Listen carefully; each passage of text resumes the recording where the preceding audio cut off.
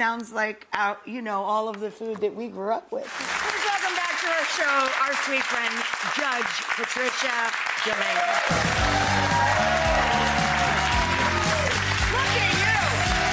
6 o'clock. I wish I could hug you. All right, knock it off. Look at 6 o'clock here. What's going on? Potty.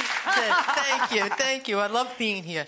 I love having you here because you're a firecracker, and it's so cute to see you in your kitchen in your element. And you're like, you just stir it around a little, and you do this, and you do that.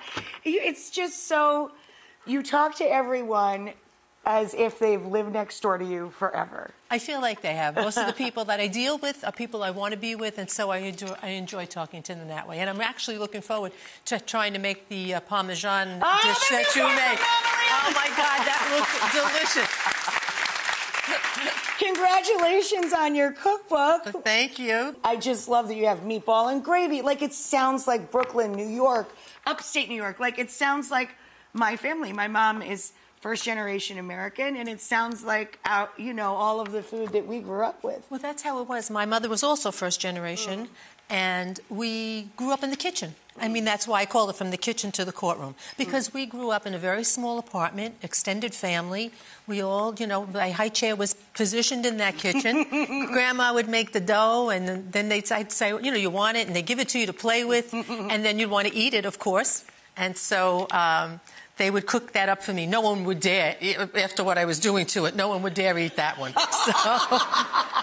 So I really was about my mother and my grandmother. What were Sundays like at your house? One of my books is called Everyone's Italian on Sunday. I know, I love that title. That was such a joy to write because it brought back so many memories of my grandpa and my youth and the way we grew up and the stories we grew up with. What were your Sundays like?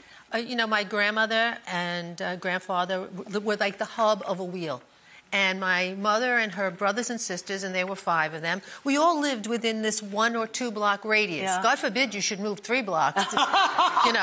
And of course it was always the in-law that made them move. Oh, she made Uncle Angelo move.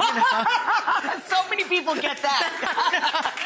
So, now I think they would, nobody lives anywhere even in the same county. So then we would all go to our own respective churches, and then we would walk back to my grandmother's home where we would all meet. And we would be in these 3 or 4 rooms. Actually, she had a kitchen, her bedroom, and living room area, and we would all be upwards of 22 people just in there. You eat off your lap. You yeah, eat standing you up. were standing. You eat on this stair. Exactly, yeah.